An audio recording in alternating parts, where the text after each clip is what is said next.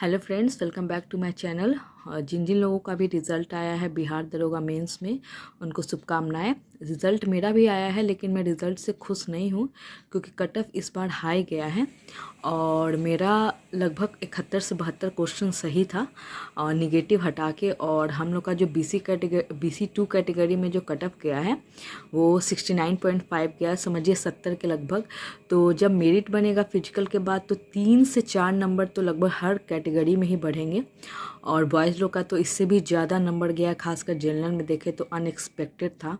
और इसमें बहुत सारे सेंटर्स पे जो पूछताछ हुई थी उस कारण से बहुत सारे ऐसे स्टूडेंट जो नहीं पढ़ते हैं उनका नंबर बहुत अच्छा आया है, वो पास किए हैं। और बहुत अच्छा पढ़ने वाले स्टूडेंट्स इससे बाहर हुए हैं। और इसलिए मैं 2 दिन से वीडियो नहीं बना रही थी क्योंकि मुझे रिज़ल्ट की खुशी तो है, लेकिन मुझे उम्मीद नहीं है कि मेरा फाइनल सिलेक्शन होगा, क्योंकि वो बहुत ऐसे स्टूडेंट हैं, मेरे दोस्त लोग हैं जिनका अच्छा नंबर था फिर भी उनका मेंस में रिज़ल्ट नहीं आया है। और पता नहीं, एक तो डेट ऑफ बर्थ का क्या चक्कर है, उस कारण से भी बहुत सारे स्टूडेंट्स के रिज़ल्ट नहीं आए हैं। तो उस हिसाब से कुछ कह नहीं सकते, अब इससे होप बहुत कम है। अब एक ESI बचा है, उसका मेंस है, देखते हैं उसमें क्या होता है आगे। और अब देखते हैं वैकेंसीज़ कब तक आती है। मे बी अभी तो इलेक्शन तक तो कोई वैकेंसी अभी नहीं आएगी, जो भी आएगा आपको मई जून के बाद, क्योंकि इसका फिजिकल का डेट ही बोला है कि मई के बाद लेगा। तो वैकेंसीज आते और PT एग्ज़ाम होते में भी वही दिसंबर में PT लेगा। अब इधर कोई वैकेंसी आएगी तो उसका फ़ायदा है नहीं, क्योंकि एग्ज़ाम होते होते आपको वही दिसंबर में PT लेगा नेक्स्ट तरह का वैकेंसी का। तो देखते आगे क्या होता है। अभी एक होप है ESI का, और इससे तो मुझे कोई होप नहीं लग रहा है, रिज़ल्ट है फिर भी।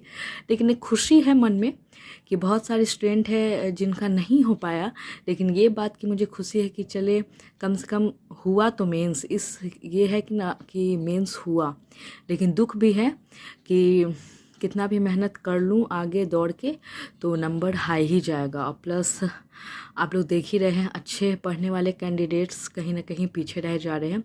और इसके पीछे बहुत सारे रीजंस है, बहुत सारे क्वेश्चन लीक का मामला है और बहुत सारे ऐसे रीज़न हैं। एग्ज़ाम में देखें तो बहुत सारे बच्चे एक दूसरे से, ऐसे ऐसे सेंटर है जहाँ पे इतना ज़्यादा पूछताछ हुआ है। कैमरा जो लगा उसका तो कोई मतलब ही नहीं है, पता नहीं किस लिए कैमरा लगाते हैं लोग, कोई डर ही नहीं है कैमरा का। तो देखते आगे क्या होता है। और जिन लोगों का भी अच्छे मार्क्स से आया है उन लोगों को बहुत बहुत शुभकामनाएं।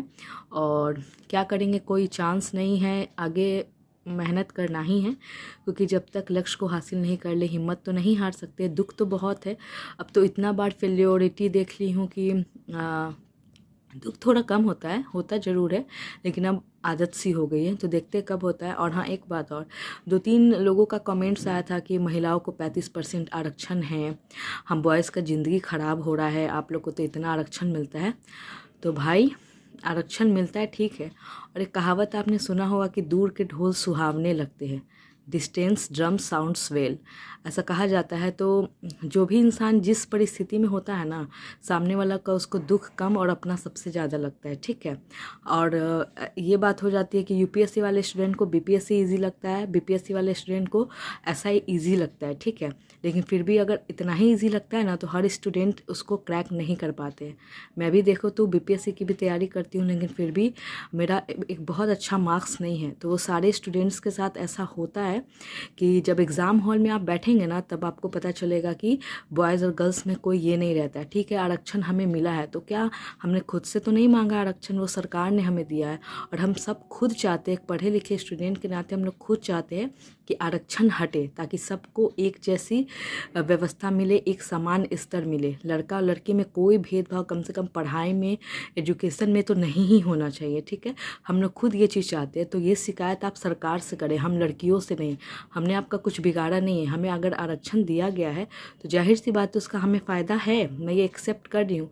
लेकिन इसका मतलब ये नहीं कि हम पढ़ाई नहीं करते और कहीं भी आपसे पढ़ाई में पीछे है, क्योंकि आप सामने वाला का मार्क्स नहीं जान रहे हो, ठीक है। तो आप ऐसे बोल नहीं सकते हो। और जो भी आरक्षण मिला है उसके पीछे कुछ जो ऐतिहासिक चीज़ें हैं वो है, आप उसको जाके देखिए, पढ़िए, ठीक है। और जो भी इतिहास में होगा उसका कहीं ना कहीं परिणाम तो आपको फ्यूचर में देखना पड़ेगा। तो ये चीज़ उसी का परिणाम है, ठीक है। तो इस चीज़ से हम लोग से जलने से बेहतर है कि आप इसके लिए सरकार से आवाज़ उठाइए, हम सब आपका मिलकर साथ देंगे। अच्छा है, एक बराबर होंगे कोई दिक्कत नहीं है। मैं ये बात जानती हूँ कि लड़कों के लिए बहुत ज़्यादा मुश्किल हो गया है, खासकर जनरल लड़कों के लिए मैं एक्सेप्ट करती हूँ। लेकिन ये जो खुन्नस आप हम लोगों पे निकालते हैं, लड़कियों के वीडियोज़ में आके कमेंट करते हैं, ये आप अपने हक के लड़ाई के लिए सरकार से क्यों नहीं लड़ते? आप जब सरकार चुनते हैं उस समय किस बिना पे उनको चुनते हैं? उनसे ये सवाल करिए, हमारे से सवाल मत करिए। अगर आपको भी कल होकर आरक्षण मिलता है तो आप क्या उसका फ़ायदा नहीं उठाएंगे? बिल्कुल उठाएंगे। तो क्या हमें आरक्षण मिला है तो ठीक है, हमें उसका फ़ायदा मिल रहा है, तो इसमें हमारी गलती नहीं है। आपको जो भी बोलना है, जो भी हक की मांग करनी है, सरकार के लिए मांग करिए, सरकार से मांग कीजिए, और हम इस चीज़ में आपके साथ है। क्योंकि जो भी पढ़े लिखे स्टूडेंट रहेंगे कभी वो समानता चाहेंगे, कभी भी शिक्षा में समानता होनी ही चाहिए। बॉयज़ या गर्ल्स में किसी तरीके का आरक्षण नहीं होना चाहिए। ठीक है, मैं भी इस बात से सहमत हूँ। तो देखते हैं आगे क्या होता है। आप लोग कमेंट में बताइएगा कि किन किन लोगों का रिजल्ट हुआ है और किन किन लोगों का मेरिट बन रहा है, कितना मार्क्स है, या बहुत सारे ऐसे स्टूडेंट है क्या जिनका मेरा ही वाला हाल है कि हाँ रिज़ल्ट तो आ गया है बट कट मतलब लाइन पे ही है कट ऑफ, और सारे लोग मैसेज कीजिएगा। देखते आगे क्या करना है, फिर से कैसे तैयारी करनी है, न्यू वैकेंसीज़ कब आता है। और अभी एक होप है ESI का, देखते हैं क्या होता है, और बस देखते आगे लगे रहना है।